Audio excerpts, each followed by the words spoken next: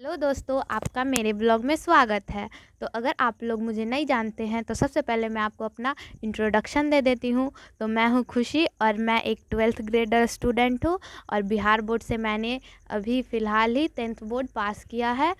तो मैं आपको जो भी रिव्यू दूँगी वो अपने एक्सपीरियंस के आधार पे दूँगी कि मैंने क्या क्या किया अपने 10th के एग्ज़ाम में। और आपको टाइटल एंड थंबनेल देख के पता चल ही गया होगा कि मैं आज किस बारे में बात करने वाली हूँ। तो मैं आज आपको बताऊंगी कि आप लोग अपने सेंटर पे क्या क्या ले जा सकते हैं, क्या क्या नहीं ले जा सकते हैं, और अपने सेंटर पे बैठते समय अपने टाइम को कैसे मैनेज कर सकते हैं। तो चलिए वीडियो को स्टार्ट करते हैं। तो लास्ट में मैं आपको एक टिप्स भी देने वाली हूँ जो आपके बोर्ड एग्ज़ाम में आपको बहुत हेल्प करेगी। तो इस वीडियो को पूरा देखना।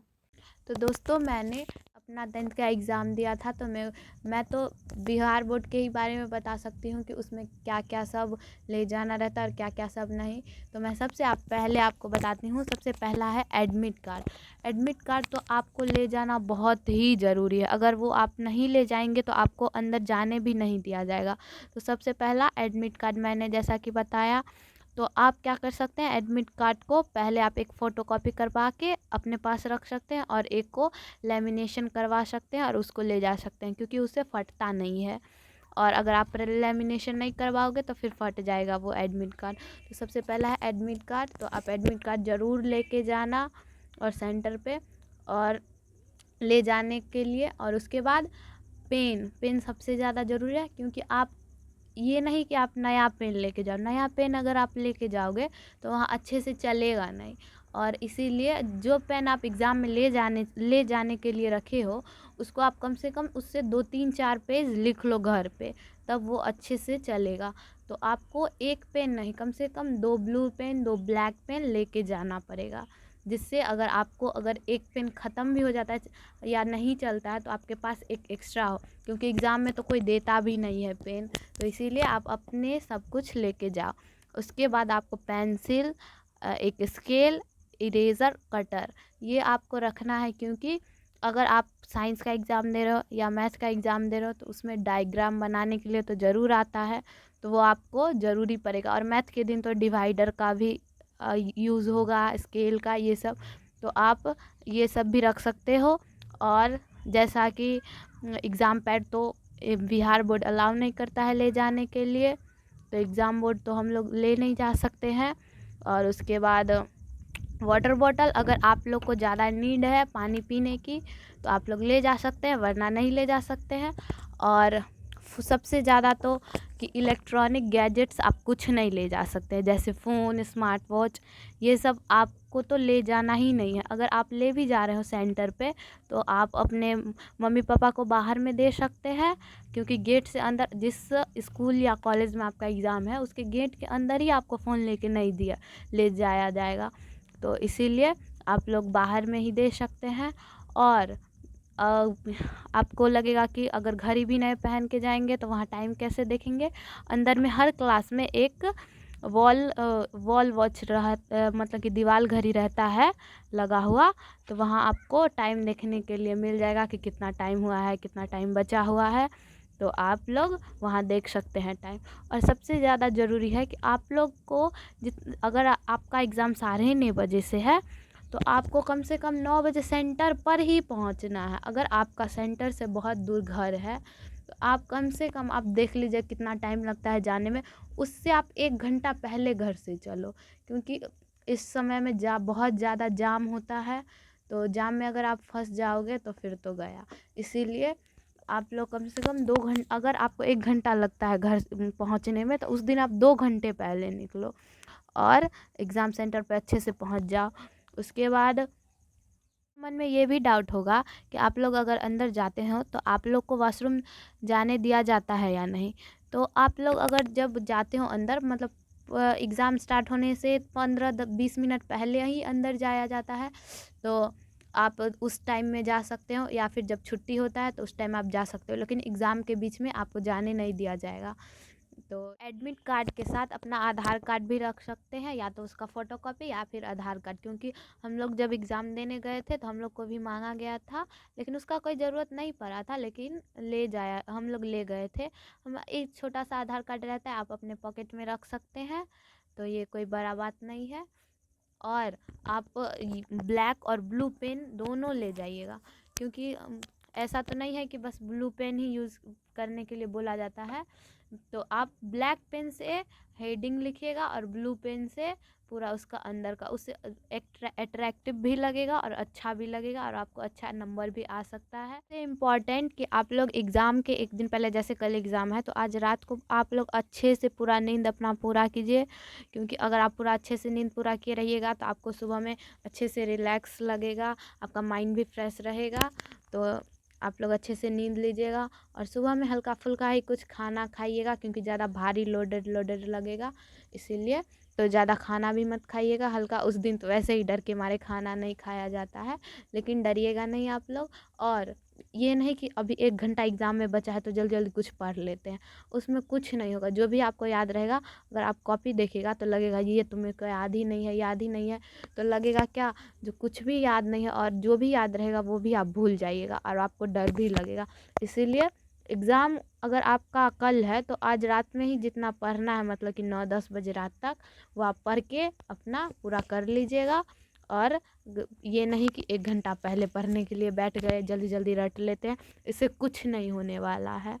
तो वहाँ पे एग्ज़ाम हॉल में जाइएगा तो आपको एक पहले OMR सीट मिलेगा आपको, और ऑब्जेक्टिव क्वेश्चन मिलेगा, मतलब कि क्वेश्चन मिलेगा।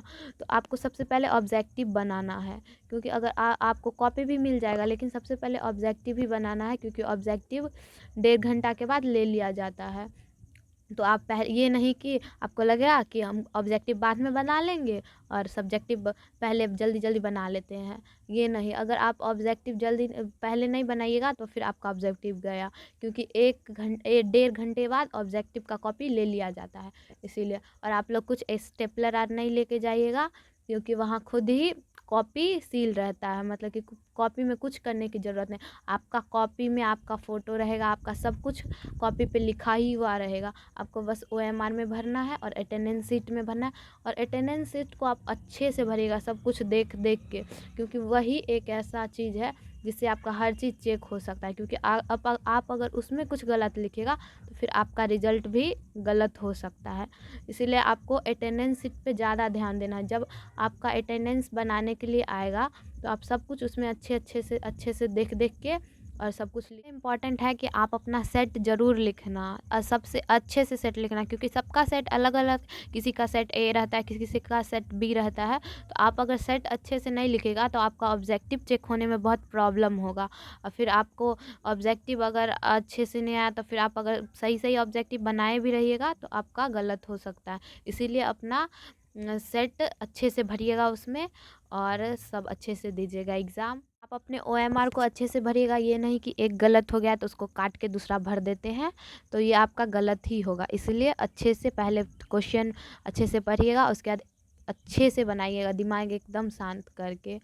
और अगर आप लोगों को एडमिट कार्ड के नीचे में आपको जो भी निर्देश दिए गए होंगे उसको अच्छे से पढ़ लीजिएगा। और आप लोग, आपके निर्देश में अगर नीचे में लिखा होगा कि आपको अगर मास्क लगा के आना है तो आप लोग फिर मास्क लगा के ही जाइएगा, क्योंकि वहाँ पे मास्क चेक भी किया जाता है, तो इसीलिए मास्क भी लगा के जाइएगा आप लोग। और अगर आप लोग के एडमिट कार्ड पे नहीं लिखा हुआ है तो फिर नहीं भी जा सकते हैं, और उस पे जो निर्देश दिया गया है पूरा, उसको अच्छे से पढ़ ही लीजिएगा, ठीक है। सबसे ज़्यादा बड़ी प्रॉब्लम है कि आपको तो डर बहुत लग रहा होगा, सही बात है। जो एग्ज़ाम देता, हम लोग भी एग्ज़ाम देने गए थे तो उसके 1 दिन 2 दिन पहले से ही बहुत डर लगता है, क्या होगा कैसे होगा, लेकिन आपको डरना नहीं, अच्छे से जाना है। आई नो ये तो नेचुरल है कि डर लगेगा ही, लेकिन अच्छे से जाना है। और ये नहीं कि डर के मारे हम कुछ भी कर दिए, कुछ भी लिख दिए, दिमाग को शांत रखना है और अच्छे से लिखना है।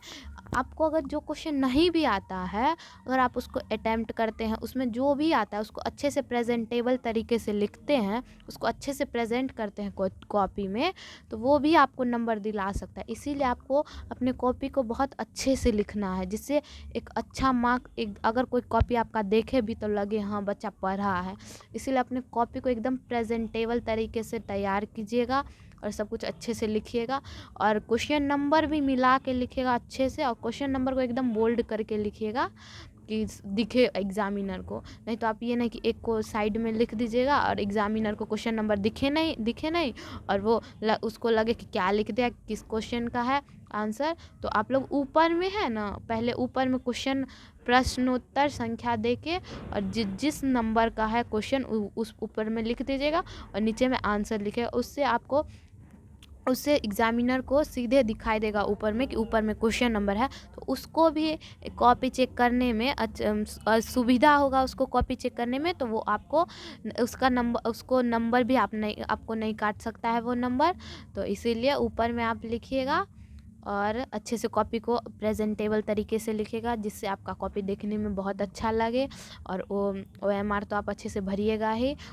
OMR भरने के लिए आप बॉल पेन लीजिएगा, जो ये नहीं कि इतना गाढ़ा ले लीजिएगा कि वो फटने लगे या पीछे पूरा छाप हो जाए।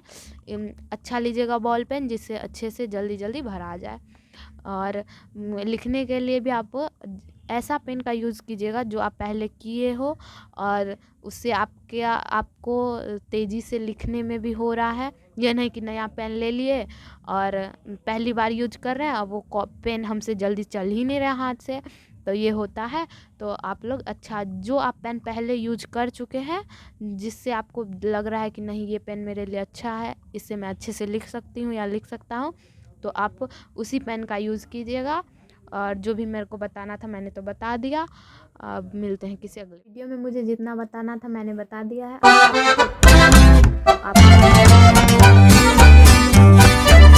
वीडियो में तब तक के लिए बाय।